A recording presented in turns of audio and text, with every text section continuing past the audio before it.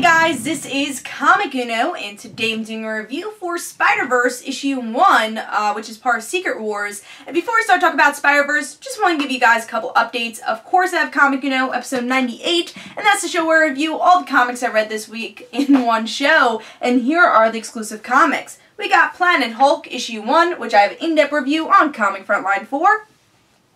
Convergence The Flash issue 2. Uncanny X-Men issue 34.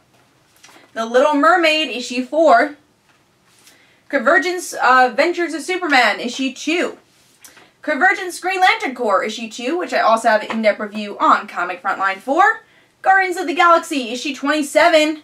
And Daredevil, issue 15.1. So if you want to go check out all those reviews, go to Comic Uno, episode 98, which is annotated. Also, guys, I have the Geeky Awards nomination video, so you can nominate your favorite YouTubers. That's annotated also. Please be sure to check that out. But let's talk about Spider-Verse Secret Wars issue 1. Let's talk about the cover, because the cover did change a bit. We have Anya instead of Mayday Parker here. Which really, that's more of editorial problems because Mike Costa, he said that May was never going to be in the book, so I don't know what happened there, but she was on the cover, don't know why, so that was a bit misleading. But she will be in the Spider Island book with MC2 backup, which I'm okay with. Although it would have been nice to see May in this story, but I'd rather her, you know, in her own universe. I think that'll be a good story, written by Tom DeFalco.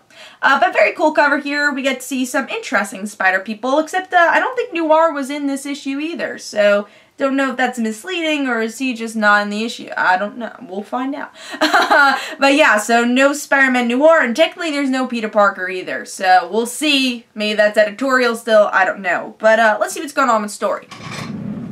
First, let's talk about the artwork. I think the artwork I'm going to grow on. I'm not a big fan on thin line type art. It's not bad artwork, it's just not my acquired taste, but hopefully that will grow on me, the style of artwork. But I did like the action overall, but again, I'm just not a thin artwork type person, so that's the artwork there. Let's talk about the story though.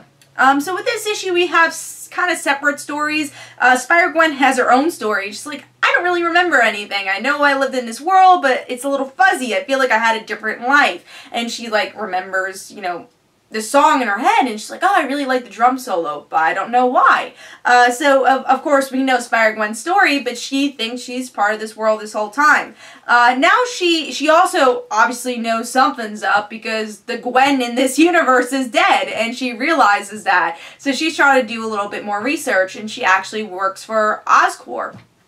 By the end of the issue, we get to see she figures out about other spider people, and that Norman Osborn is hiding the you know, the fact that there are spider people, because in this world Peter Parker died and that was the only Spider-Man, and Spider-Ham was actually captured. So Norman Osborn knows this because he's the one who captured him.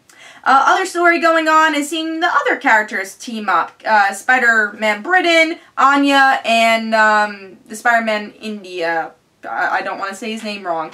I'm not going to say his name wrong. Pavitar Prabhakar. So the Indian Spider-Man. I don't know what they call him. I'll have to learn that. But those are the three other Spider-Man people we have. Again, obviously Peter's on this story, and Spider-Man Noir is not here. And I know there's a big cult following for him too, so I'm a little surprised he wasn't in this issue. Maybe we'll see him in the future, like Spider-Ham was in the end.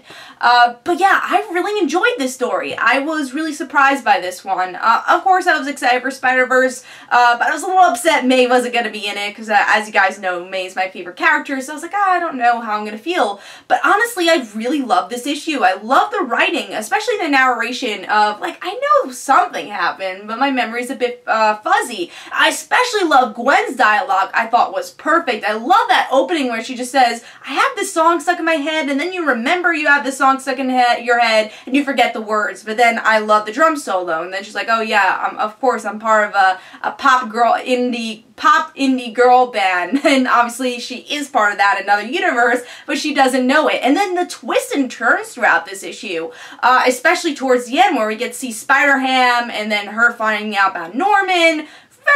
Especially for Gwen, very well done story.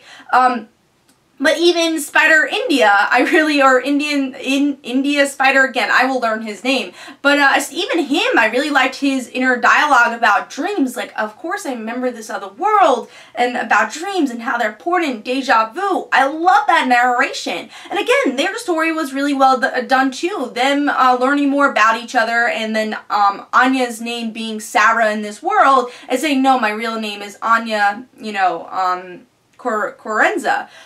So I thought that was just a really cool meetup. It was just a really fun issue. I would say my only complaint, again, is the thin-lined art, but I think that could grow on me, and overall, I really enjoyed this issue. So Spider-Verse issue 1 is actually my pick of the week. I really enjoyed it, and I'm really looking forward to seeing more. And hopefully, and also I just want to give, a compliment to this too. I think this is the only Secret Wars tie-in that I read that actually kind of mentioned that they got stuck in this world and they think this is the only world they know.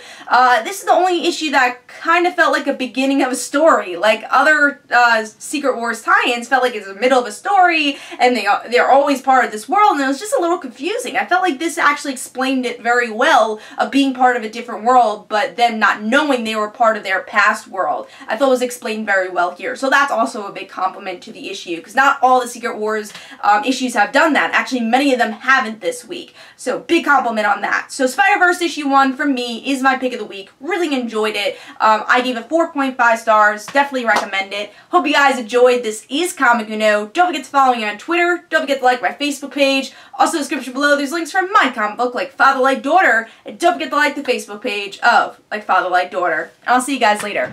Bye.